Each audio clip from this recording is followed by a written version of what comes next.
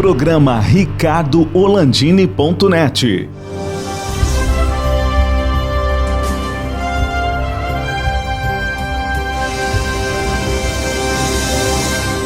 Alô, amigos, estamos começando mais um programa ricardoorlandini.net, aqui no BATV, canais 20 e 520 da NET Claro RS.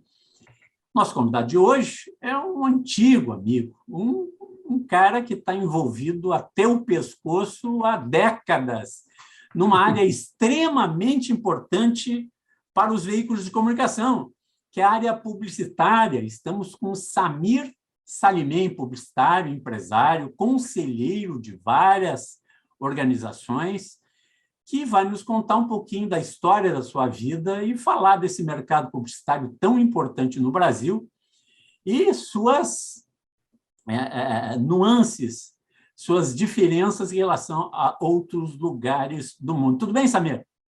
Tudo ótimo, um prazer poder falar contigo. Na verdade, é uma honra, Orlando. Uma honra. Estou à tua disposição.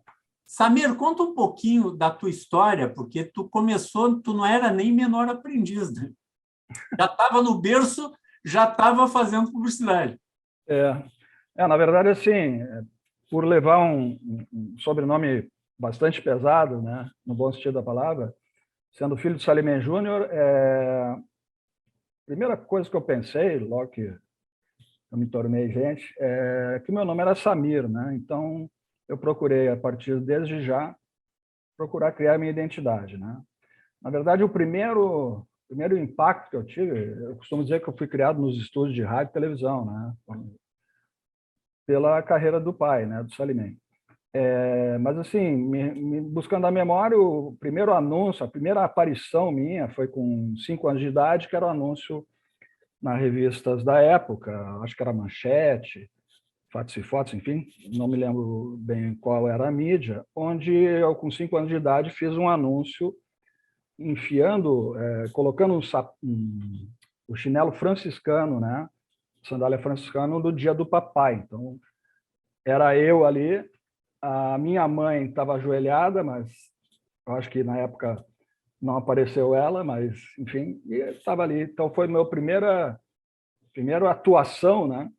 Na propaganda com 5 anos de idade. Mas, na verdade, foi isso, né? Então, eu desde sempre estudei no Colégio Farroupilha, depois fiz a FAMECOS, estudei 2 anos e meio de Direito, depois eu tranquei. E comecei, efetivamente, quando eu entrava de férias, Orlando, aos 15 anos de idade, na época, né, a gente tinha 90 dias de férias, né? A gente entrava em férias ali por novembro, e eu tinha 90 dias, dezembro, janeiro, fevereiro, integral. E o que eu fazia? Obviamente, eu ia para a Publivar, né, que foi a agência onde eu comecei. Isso em 1978, 79 e 80. Então, eu me criei dentro da Publivar, né, e quando eu, já com 18 anos de idade, eu assinei a minha carteira de trabalho na Publivar. E a minha trajetória foi importante, porque quando eu cheguei com 24 anos, eu já era vice-presidente da Publivar, funcionário ainda, e já concorri naquele ano, e aquelas premiações da ARP, eu fui o administrador da agência do ano e, consequentemente, disputei o publicitário do ano. E a partir dali, enfim, a gente levou a Publivar. Para quem não sabe, a ARP, Associação Rio Grandense de Propaganda, que é tradicional, reconhecida nacional e internacionalmente pelos seus prêmios, né, e pelos seus associados. Porque, assim, para quem não sabe, o Rio Grande do Sul, apesar de ser aqui embaixo, está no centro da publicidade nacional. Nós temos grandes cabeças, grandes nomes da publicidade nacional e internacional, né, Samir? Nós aqui fomos pioneiros nessa nossa área, né? Por exemplo, na época lá dos anos 70, 80, com o surgimento do videotape, né? Nós fomos pioneiros, né? Ou seja, nós sabíamos fazer comerciais com vídeo como se fossem filmes. E essa tradição a gente levou, né? A gente sempre foi pioneiro nesse sentido. E as agências sempre foram de ponta, nos anos 70, com a MPM, com a sede em Porto Alegre, a maior agência do Brasil, do Antônio Mafuz, a própria Publivar, a Símbolo, enfim. Sempre fomos pioneiros, né? E, consequentemente, a ARP, que é a associação voltada para os profissionais, né? Ela é uma associação que foi fundada há mais de 50 anos. A gente sempre trabalhou na ARP no sentido de profissionalizar o mercado. E nessa trajetória, então, nós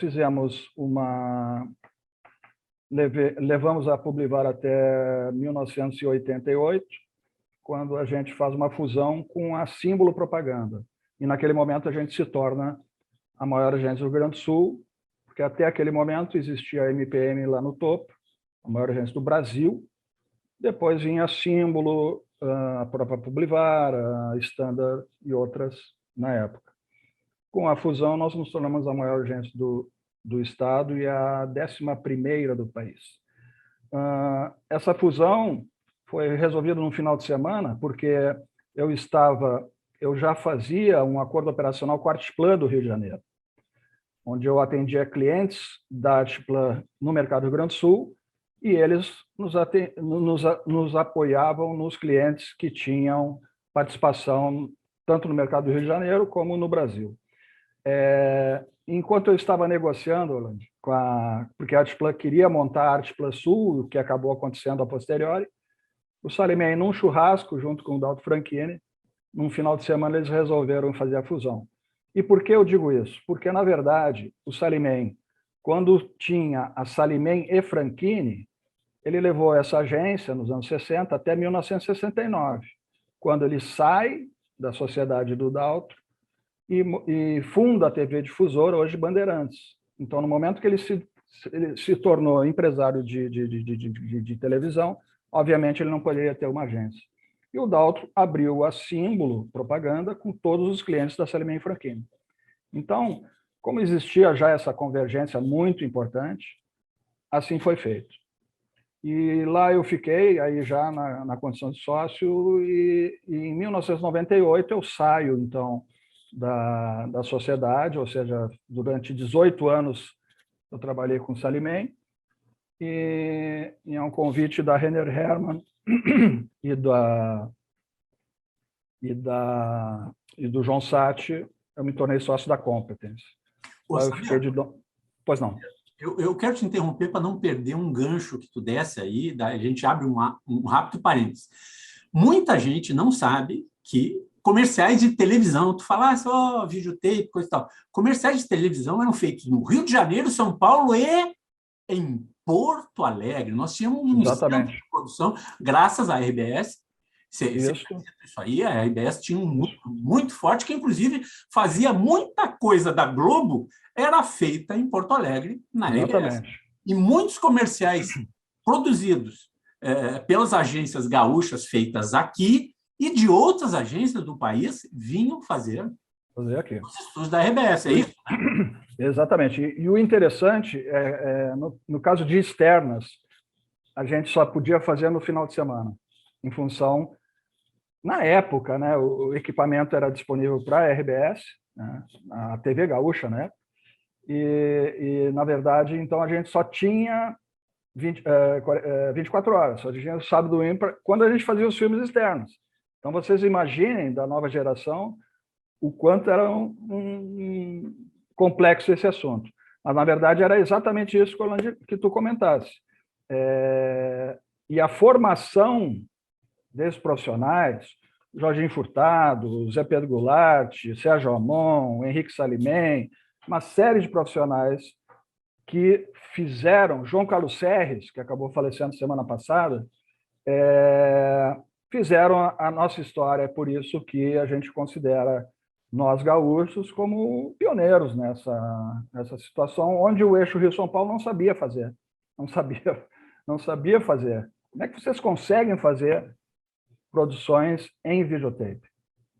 E tem mais uma coisa, para quem não sabe, né? Pedro Amaro Gravações, para lembrar o Pedro Amaro, Que olha, o que fazia o Pedro Amaro junto à Rádio Continental, ele tinha um estúdio de gravações junto à antiga Rádio Continental, do Judeu, do Fernando Westphalen, né?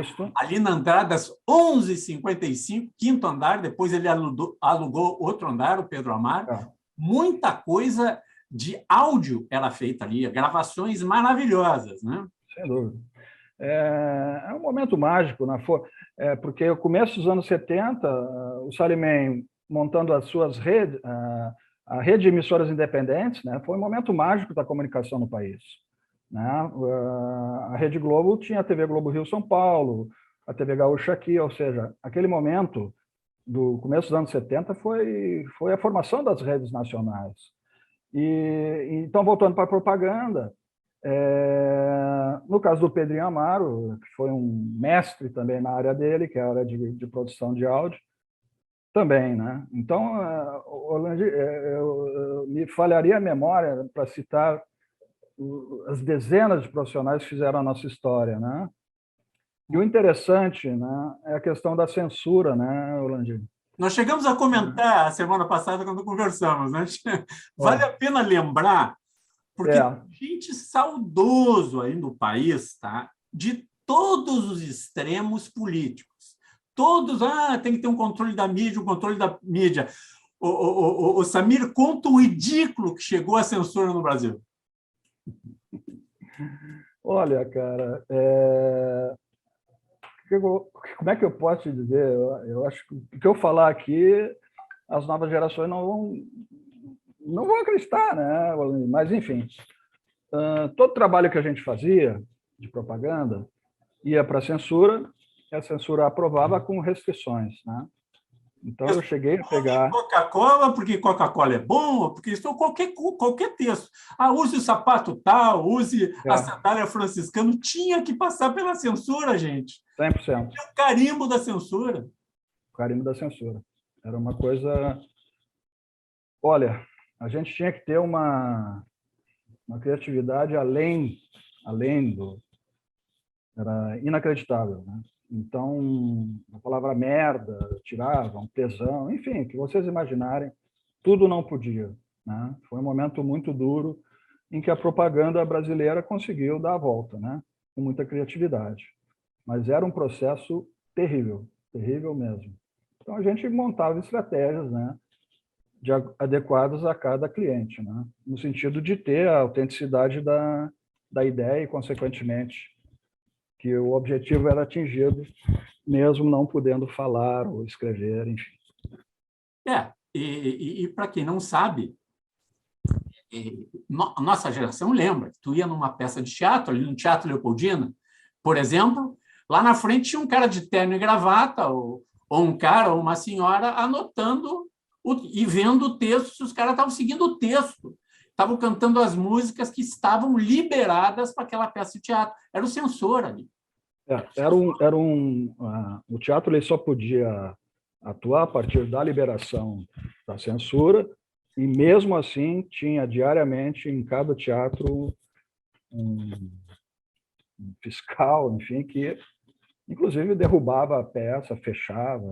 Era um horror, realmente. E tem gente que tem saudade, né? Ou quer reviver isso aí. E eu falo, da direita à esquerda, todos, né? Todo Estado que quer ser autoritário de alguma maneira ou quer fazer algum controle sobre a mídia pensa também na publicidade. Não era só os jornais, né?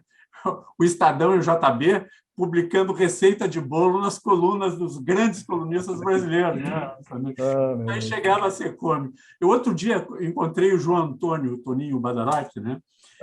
E nós lembrando lá na Rádio Continental, quando chegava o censor, dizendo, olha, não pode falar da guerrilha do Araguaia.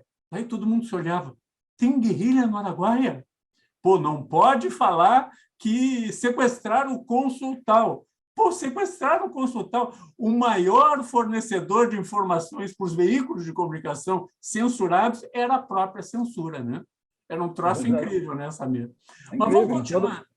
Vamos lá. Vamos continuar nossa história. Nós vamos fazer um rápido intervalo aqui no programa ricardoorlandini.net, que você assiste no BATV, canais 20 e 520 da NetRS, da Net Claro. também nos canais 26 e 526 do Vale dos Sinos de Uruguaiana, nas nossas redes sociais, do Facebook e YouTube, bombando o mundo afora pelo streaming do Bá TV. Nós já voltamos com Samir Salimem. Camarões, frutos do mar, filés, tudo com o toque da melhor experiência gastronômica. Teleentrega 3105-6767. Chihuahua, o sabor tradicional na mesa da sua casa. Eu sou o Rogério da Rogério.pizza. Sabe por que eu faço pizza? Porque eu adoro fazer pizza, eu amo fazer pizza. Fazer pizza para mim é louco de bom. Teleentrega 0800 321. Rogério.pizza.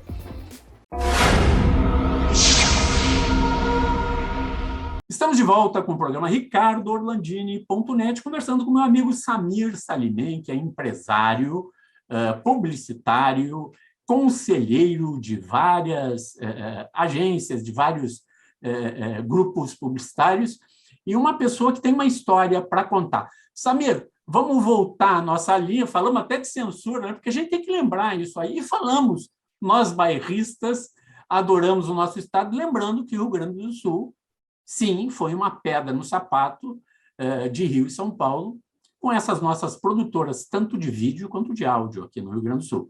Vamos falar, então, do nosso mercado publicitário e a tua história. Então, a partir dali de 1998, na Competence, eu lá fiquei de sócio até 2005, onde eu entrei de sócio na Globalcom, que foi uma dissidência, né? A família Skowronski, eles eram sócios do Ayrton Rocha da Martins Andrade. Então, naquele momento, de novo, as fusões, as separações, né? Então aconteceu, veio o surgimento da Global, da família Skowronski, eu lá fiquei durante 2 anos de sócio. E depois eu entrei lá com o Luciano Bignoli, da E21, que é uma das agências mais antigas aqui do nosso mercado. O Luciano fundou desde que ele saiu da faculdade, chamava-se Estágio 21 e depois virou E21. Quando em 2009, né, eu junto com os meus sócios, a gente refundou lá a Publivar, né?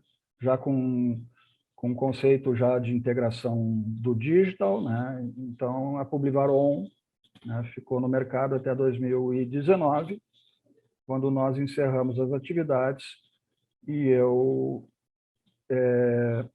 fiz um planejamento no sentido de buscar um novo modelo de agência, onde eu encontrei na Euro tudo aquilo que eu imaginava. Então, nesses 41 anos, eu estou com a Euro, né, juntamente com o Arthur Lencina, o Vicente Muguerza, num novo modelo de agência, né, que veio integrando essa série de ferramentas numa comunicação 360. Então, hoje o mercado publicitário enfrenta um novo momento em função da prestação de serviço aos nossos clientes. Isso com relação às agências. Um novo modelo de trabalho.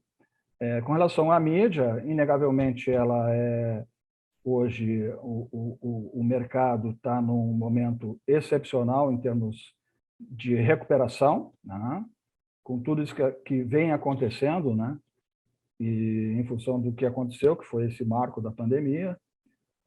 Então, eu te diria assim, que isso deu possibilidade para todas as empresas se equipararem no sentido de investimento tecnológico, investimento humano, para poder enfrentar daqui para frente, cada um no seu segmento, os grandes desafios que todas as empresas têm com relação à sua imagem e, consequentemente, às suas vendas, né? Ô, Samir, nos últimos anos entrou um player de mercado muito forte, que foram as redes sociais. As redes sociais passaram a ser verdade absoluta. E qualquer pessoa com verbas pequenininhas começaram a fazer as suas coisas em redes sociais e todo mundo achando que isso era a verdade absoluta. Eu vi que veículos tradicionais, jornais, revistas, rádio e televisão perderam muita coisa num determinado período. Mas, por incrível que pareça, o mundo dá voltas e as redes sociais começaram a perder, da mesma maneira que cresceram como um foguete, como um Saturno V indo para o espaço, começaram a perder credibilidade. E a mídia em televisão, rádio e jornal com endereço e CNPJ, notícia e informação com credibilidade, usando um slogan tradicional no Rio Grande do Sul de uma grande companhia jornalística, essa informação que tem CNPJ, que tem endereço e tem nome, voltou às paradas de sucesso. Como é que tu vê essa mudança e ainda a convivência não tão forte das redes sociais com os veículos tradicionais? Bom, primeiro precisa fazer um esclarecimento, né? Que rede social, as redes sociais é mais um canal, é mais uma distribuição de conteúdo, onde basicamente o objetivo é ter relacionamento, né? Então, eu costumo dizer sempre, na minha análise, que as empresas, e consequentemente até hoje as pessoas, em função da rede social, jogam dinheiro fora. A questão que tu falasse aí é fundamental, que é a questão do código de ética dos grupos de comunicação. Então, é inegável isso, nem vamos falar que a questão da credibilidade, mas com relação a investimento publicitário, por óbvio que se abriu uma rubrica que não tinha antes, mas, na verdade, o dinheiro sempre foi o mesmo, sempre vai ser o mesmo, o bolo publicitário. A questão é da distribuição. E como os veículos de comunicação, né, os tradicionais também estão nesse mundo, a gente precisa fazer essa separação, né? Claro que uma coisa é o Google, a Meta, né, os grandes grupos, mas, consequentemente, a eficácia da comunicação, isso que está em jogo, né? A eficácia do alcance. Então, na verdade, existiu, sim, a partir da internet, uma gradativa migração dos investimentos, mas não aumentaram, né? Então, se você tinha uma mídia off 100%, passou gradativamente a ter 90%, 98%.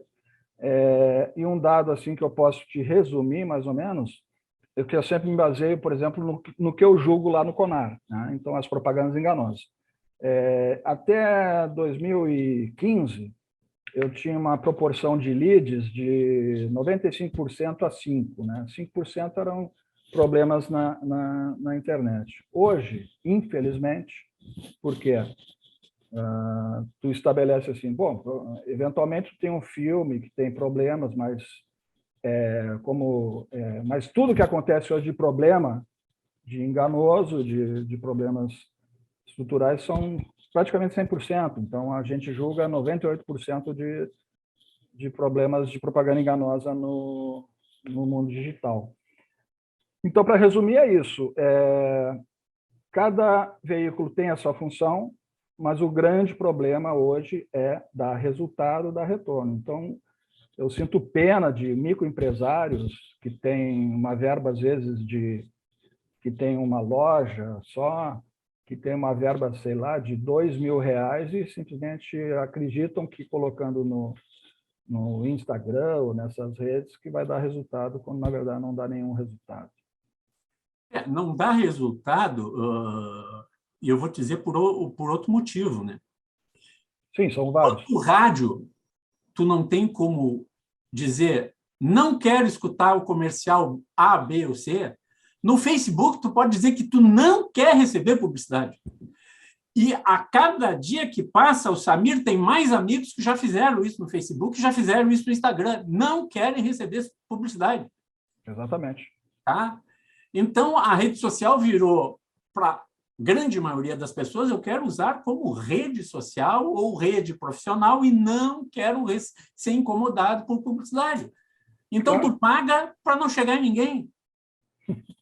Né? E assim, tu falou em R$2.000, hoje com R$2.000 é uma boa de uma verba para tu usar numa rádio, por exemplo. Evidente. Qualquer rádio aceita receber uma boa verba de R$2.000. Claro. Tu pode fazer chover com isso, aí tu faz uma emissora, claro. outra, faz num nicho, faz né? E exatamente. Não deixou de ser aquele negócio de milhares de reais para ter alternativas. Nós temos a TV da cabo, nós temos outras emissoras, a própria RBS, a própria Globo, que criou anúncios mais econômicos, a Band fez isso também, já. Eu acho que são as duas grandes que fizeram isso, eu não sei se a Record também tem isso também. Não, o que ocorre é uma questão fundamentalmente técnica, né? Que hoje, com o processo desde lá de 95, da estabilização da moeda, os dois setores que nunca baixaram um centavo, que naquele momento tinha que baixar 30%, foi a indústria da mídia e a indústria da construção civil, que o clube teria que baixar. Então, o que aconteceu? Ano após ano, o faturamento das empresas e a inflação eram mais ou menos próximas, mas então, num ano virava 8%, mas a mídia virava 18%, com o argumento do dólar, do papel, etc. Então, chegou no momento em que, contraditoriamente, pegando um exemplo de um jornal nacional, nunca baixou o seu preço, né? Chegou um momento que as tabelas de preços se tornaram um valor de referência que os veículos tiveram que dar descontos muito maiores, senão inviabiliza, a conta não fecha, né? Mas eu acho que a gente está vivendo um momento importantíssimo, onde, de novo, os veículos de comunicação, porque, assim, a história, o que nunca o pessoal se dá conta é que é o seguinte, a propaganda a gente está a reboque, né? Eu comprei um comercial no Jornal Nacional, falando de novo, né? Não, comprou um comercial no espaço Jornal Nacional, onde a audiência baixa. Então, como mesmo tu falasse, a rádio, a internet, o Facebook, tu tira. Então, essa questão da interatividade que tem que ser levada em conta também, né? Nesse sentido, né? Ninguém quer ver propaganda, né? Todo aquele profissional, e eu digo isso para a nova geração, a gente tem que partir da premissa que a gente não é. As empresas não querem fazer a propaganda. E tem uma evolução, e tem as técnicas para fazer essa assimilação, né? O momento mágico também, Orlando, é na relação da nova linguagem, né? Porque antes os próprios grupos de comunicação não informavam que a Coca-Cola, eles não citavam as empresas, né? E hoje, né, essa censura não existe mais. Então, isso possibilita para as empresas terem uma comunicação integrada, né? Eu acho que o meu papel, eu estou há 41 anos nesse mercado, com 59 anos hoje não, estou com 59 anos, simplesmente, eu acho, por tudo que a publicidade me deu, por tudo que dezenas e centenas de profissionais que me ajudaram, eu só tenho, daqui para frente, só retribuir, né? Só poder passar todo esse meu conhecimento para as instituições, e eu acho que esse é o meu papel. Perfeito. Esse foi Samir Salimem aqui no programa ricardoorlandini.net. Até um próximo programa. Camarões, frutos do mar, filés, tudo com o toque da melhor experiência gastronômica. Teleentrega 3105-6767. Chihuahua, o sabor tradicional na mesa da sua casa.